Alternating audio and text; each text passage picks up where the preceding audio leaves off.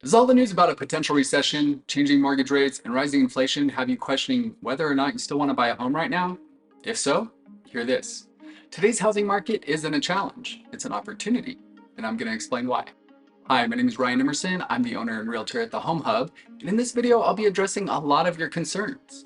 Why a recession doesn't mean a housing crisis, why owning a home is actually a hedge against inflation, why this isn't a housing bubble, why homeownership should still be the American dream, the true cost of renting, home supply and buyer demand, and what I believe is going to happen to prices. So let's get started.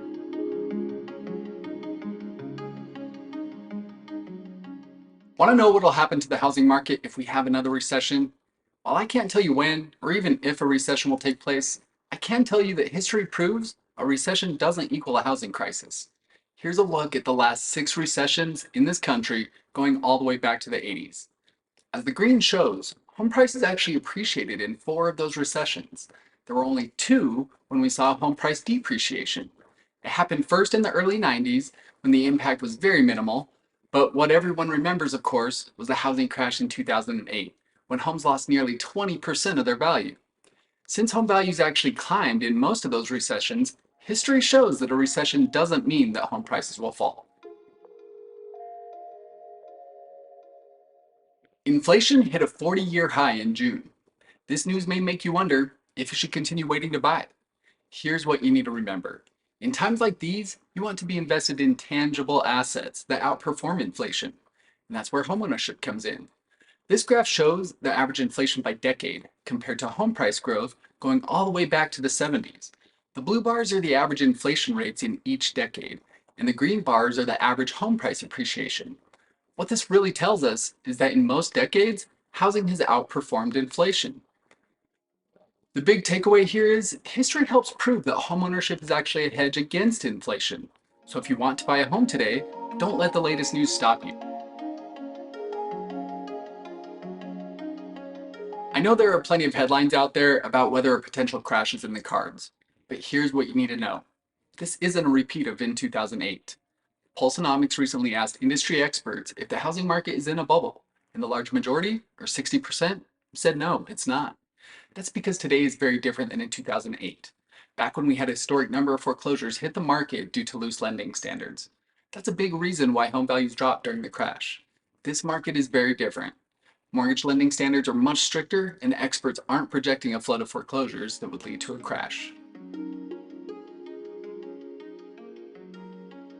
Homeownership is the largest source of wealth among families, with the median value of a primary home being worth nearly 10 times the median value of other financial assets held by families. Housing wealth gains are built up through price appreciation and paying off the mortgage. At the national level, a homeowner who purchased a single family home 10 years ago would have gained over $225,000 in home equity if they were to sell today. Over the last 2 centuries, around 90% of the world's millionaires have been created through investing in real estate. For the average investor, real estate offers the best way to develop significant wealth. As with any and all forms of investing, it is best to get started early with real estate so that you can put time on your side. But with that being said, we're always concerned about timing the market and when it'll be the best time to buy. But the simple answer is that it's almost always a good time to invest in real estate. And while that may sound like a shady realtor sales tactic, we're not wrong. Here's the data to back it up. This is the history of home price appreciation.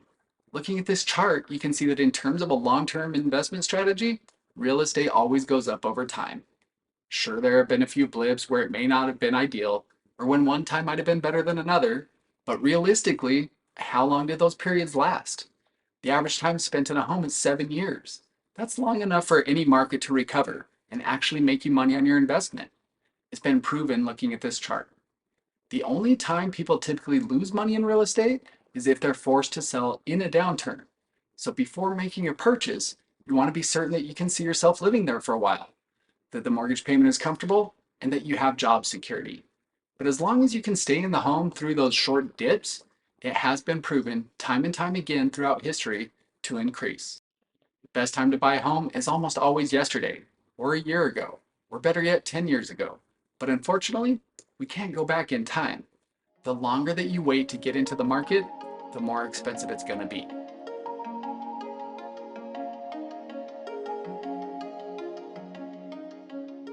Now that we've covered the home price appreciation data, let's take a look at the flip side of owning and the history of rent appreciation in comparison.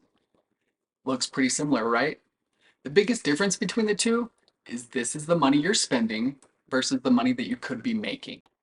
Either way, you're paying a mortgage. It's either yours or it's someone else's. Is it going to make you wealthy or them? Right now, the average rent for an apartment in Denver is $1,994 a month. We'll say $2,000 for easy math. Of course, this varies by size and location, but this is the current average. So on average, that's $24,000 a year, $120,000 over 5 years, and that's only if rents stay the same. But looking at this, we know that it will only go up, and the increases will be untimely and out of your control. Here's a few questions to ponder for yourself. With inflation, what direction do you think rental rates will go? With people pulling out of the housing market and putting more demand on the rental market, where will rent go? Whether renting or owning, we can't really avoid high monthly cost of living due to the fact that shelter is one of the four basic necessities of life. But if you're renting, you will never see that money again. However, if you purchase, you stop time. You stop the uncontrollable increase in your monthly cost of living by securing your purchase price and your monthly payment for the next 30 years. Like any other market, real estate is driven by the principle of supply and demand. Over the last couple of years, the record-setting home price appreciation we saw was due to high buyer demand that was mostly influenced by historically low interest rates. Millennials, the largest generation, coming of age to either purchase their first home or move up from their starter home. Pent-up demand during the pandemic shutdown, and consumers changing needs that they realized during the pandemic. Things like the desire for more living space, need for a home office, the increase in remote work that allowed some to move further away from their jobs. Yes, buyer demand has decreased some with the recent economic factors, so prices have started to stabilize or even decrease a bit. But let's look at the impact on home supply. There simply aren't enough homes. Even with the recent decrease in demand, new construction hasn't kept up with the demand for a very long time, especially in terms of starter homes. After the last housing crash, builders cut back on production, and much of the construction workforce left the industry. Since the economic recovery from that crash, it's taken a lot of time to ramp production back up. As of 2020, it was projected that the shortage was around 3.8 million homes needed in the US. It was also projected then that we wouldn't see a balance for at least 10 years or more. Though some ground was made up in new construction the last couple of years due to the increase in buyer demand, the cost of building went up significantly, with supply chain issues, labor shortages, which also limited the amount of production possible. And now, with the recent decrease in demand, builders aren't able to pass along that additional cost to the consumers. So most are cutting back on production again, which I believe will hurt us down the road. Also, exactly why I believe prices aren't going to keep falling. Well, we know that shelter is one of the four basic necessities, so there will always be some demand. And we just covered that regardless of economic circumstances, there is still a housing shortage, which indicates to me that prices are going to hold and are actually still expected to increase year over year. But Ryan, prices are decreasing now. True, which is why I'm reiterating the point that it's time to buy. Nationally, we saw an 18.7% price increase in the first 6 months of this year. So even with the recent shift in the market, there's still plenty of room for price reductions and still finish with a year-over-year increase. In fact, it's still projected that we'll finish around 9% higher than last year.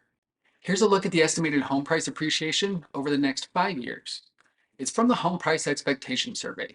Every quarter, over 100 housing market experts are surveyed on where they see prices going. They forecast just over 9% appreciation for this year and healthy appreciation for the next 4 years after that. So if you've been waiting to buy a home, this is the crash you've been waiting for. Though not likely what you've been hoping for, going from 18.7% appreciation in the first half of the year down to an estimated 9% for the year overall is a pretty big drop. And you can confidently purchase knowing that experts are projecting ongoing price appreciation for the future. Once you buy a home, that appreciation will help you gain equity and build your wealth over time. Mortgage rates are volatile right now and tough to predict, which means that they're harder to time. Currently, they're up quite a bit from where they were a year ago, but are actually down from just a month ago. Do I believe that we'll see higher interest rates? Yeah. Do I believe that we'll see lower interest rates? Yeah. We just can't always predict when. But we know that if you're waiting to buy until mortgage rate is appealing to you, there's a high likelihood that the home prices will be higher, which is why I believe that securing the purchase price should be the bigger priority. You see, when you purchase a home, you lock in that price of the home, typically for the next 30 years or so. And we already know that prices are projected to rise both in the short term and the long term. So once you lock in that price, you're set there and on your way to earning equity and building wealth. Now, I'm not saying that the mortgage rate doesn't matter. It definitely does. The rate plays a huge role in your monthly mortgage payment and how much of a home you can qualify for. But it's not as permanent as the price that you pay for the home. You can always refinance to a lower rate when they come back down. A perfect analogy is that you marry the house long term, but you date the rate short term. So, we've covered all the reasons why owning a home is important and hopefully ease some of your economic concerns. Here are 3 reasons that I believe now is your best opportunity. Reason number 1, the intensity of bidding wars is easing. Month over month, data shows that the number of offers on recently sold homes is declining. That's great news for you if you've been outbid previously or you're just tired of dealing with the frenzy. Reason number 2, fewer homes are selling for over asking price. While it's still a competitive market out there, the percent of homes that sold over list price has declined the past few months.